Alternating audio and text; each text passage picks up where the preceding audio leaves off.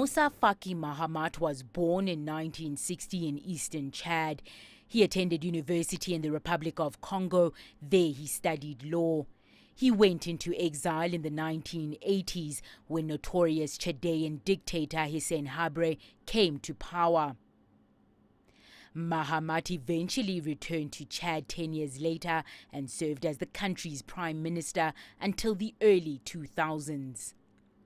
He resigned from that post during a civil service strike. He was president of the Economic, Social and Cultural Council from 2007 to 2008. Since April 2008, Mahamat has been the foreign minister of Chad under President Idriss Déby. During campaigning to be the African Union chairperson, Mahamat prioritized development on the continent and eradicating terror groups such as Boko Haram. Chad has been playing a key role in the battle against the Nigerian group. It's likely, as the new AU Commission chair, Mahamat will make eradicating Boko Haram a priority. As a francophone nation, Chad also has strong ties with France. The new AUC chairman will be looking to deepen the AU's relationship with Paris. And he'll have to deal with several other issues, not least of which Donald Trump's temporary ban on refugees. Thuli, Tshabalala, CGTN. Well, let's get you a quick update on that story, and I'm joined live from the African Union headquarters by Robert Nagila. Robert, we understand that the vote for the new African Union Commission chair was a very close race. What can you tell us about that? Well, Beatrice, as with every race, there's got to be a winner and there's got to be a loser. And in this case, it is Chad's Moussa Faki who emerged the victor this afternoon with 39 votes after 7 rounds of voting, with Kenya's Amina Mohamed losing out to him.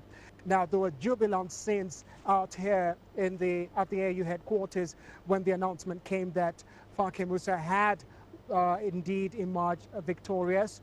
And I'd say that we did get a chance to see Amina Mohamed as she left the hall immediately after the voting, and she seemed really distraught at the results, but said that in the end, democracy had won.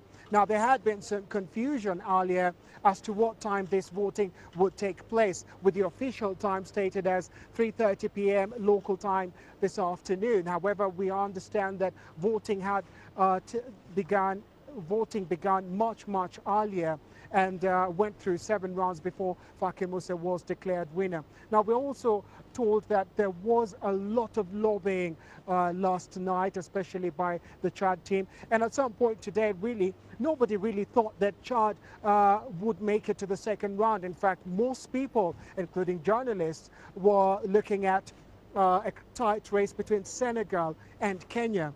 However, after the first round, it quickly emerged that it would be between Chad and Kenya.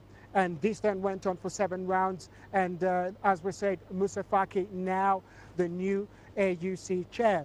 But as you said earlier, he has quite a lot to deal with as he comes into this new position. Remember, the African Union is just moving now towards reorganizing this organization so that it can be able to meet the needs of African citizens on the ground and to be more efficient in its programs. But of course, in the middle of all this is how it will be able to fund its programs. And this was one of the things that was discussed earlier this week.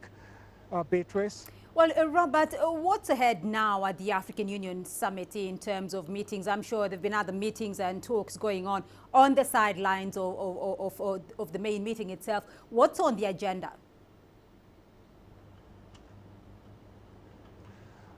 Well, Beatrice, earlier this week, of course, we had the APRM peer review mechanism where countries are taken through several principles that they have to meet, several objectives, I beg your pardon, that they have to fulfill.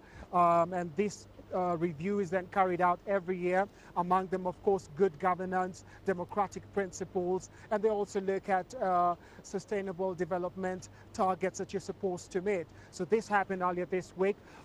Kenya given quite a good review in that, and in that review itself.